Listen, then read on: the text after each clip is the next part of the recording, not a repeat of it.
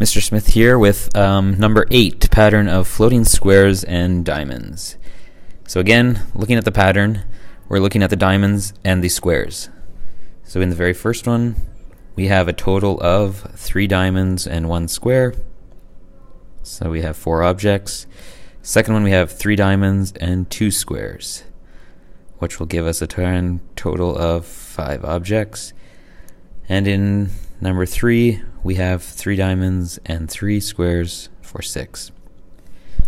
So if we're going to continue that for figure 4, we know that the diamonds will continue to stay at 3, and we will be adding 1 more square. And if we were to continue, and continuing to figure 5 would have another 1 square, but we need to add 2 more because we are using the figure 3 drawing. So again, this one will have 7 figures, and this one, figure 5, will have 8. So if we put those into our X and Y chart, we will have 1 and 4, 2 and 5, 3 and 6, 4 and 7, and 5 and 8. So now to answer question 3, describing the pattern, we are going to, again, look at only the Y numbers it says. So what is the pattern between the Y numbers? Well, it starts at 4 and goes up 1 each diagram. So we would write that in.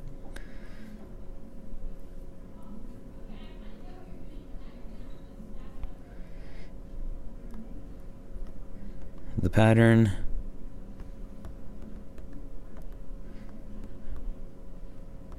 starts at 4 and adds 1 square for each new diagram.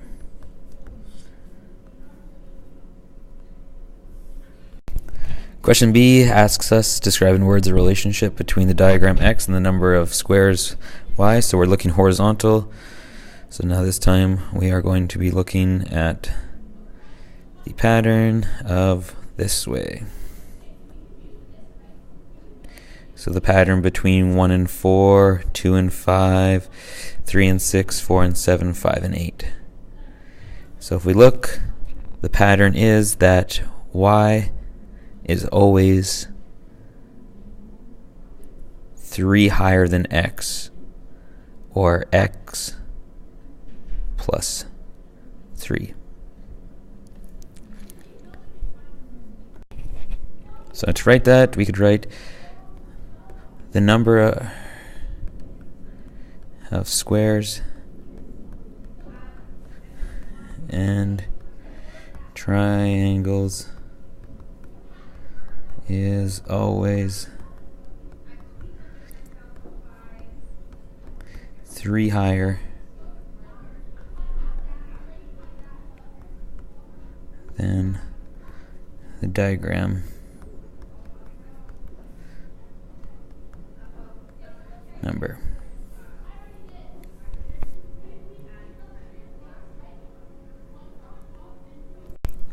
And for question 4, write an algebraic formula for the relation. We already have that. So we have Y equals X. We need to have an X. Essentially, an X by itself means 1X plus 3. So Y equals X plus 3 is the same thing as saying Y equals 1X, or 1 times the number plus 3. So moving on to the back side, we'll start with graph the relation. First thing we need to do is give it the graph a title. So we'll call it pattern of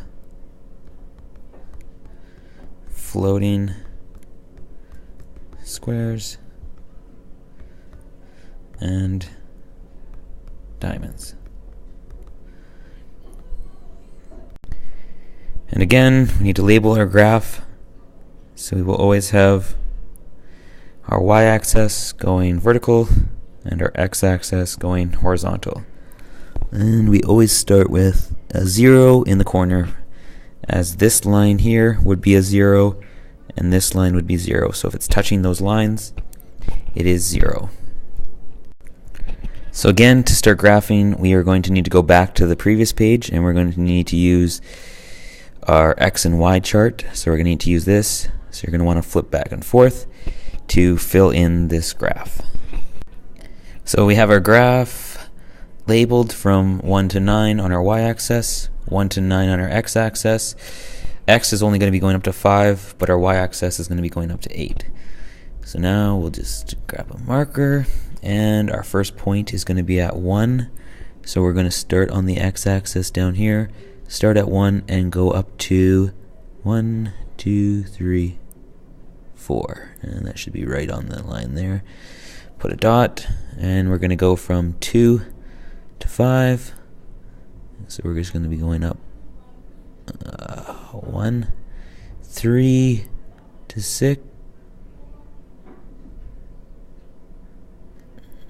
Again, right there. It's not really getting where it should. And 4 to 7. And 5 to 8.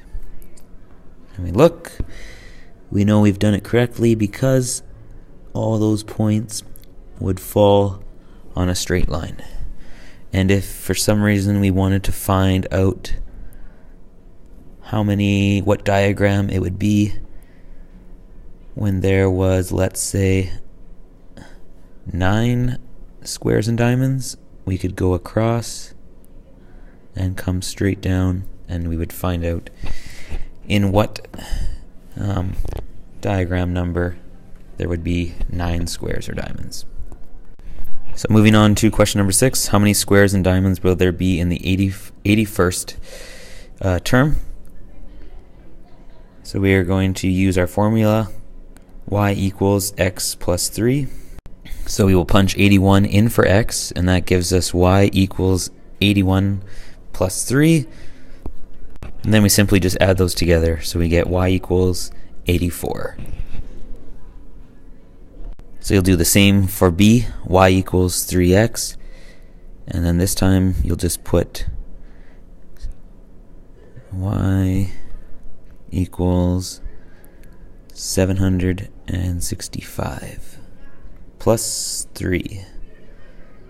And then you will have to solve and write your answer as y equals. For question 7, you're going to use again same formula, y equals x plus 3.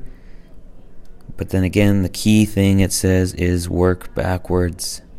So instead of putting in 59 for x, you're going to put 59 in for the y. So you will get 59 equals x plus 3. And again, you can, if you simply guess and check, what number plus 3 would equal 59? Or we can go opposite of plus 3 is minus 3, and minus 3 on this side of the equal sign. So that cancels out those two 3's. And that leaves us 59 minus 3 is 56 equals x. So the answer is x equals 56. And for b, again, same formula, same steps, y equals x plus 3. This time, you're going to punch in 103 for y. So you will have 103 equals x plus 3. So I'll put that right there. And then again, you can guess and check. This one looks pretty straightforward. X, put a number in there. What times 3 would equal, or what plus 3 would equal 103? We can again go opposite, minus 3, minus 3. This again cancels out, and you will be left with 103 minus 3 is 100. So you'll be left 100 equals x. So your answer, x equals 100.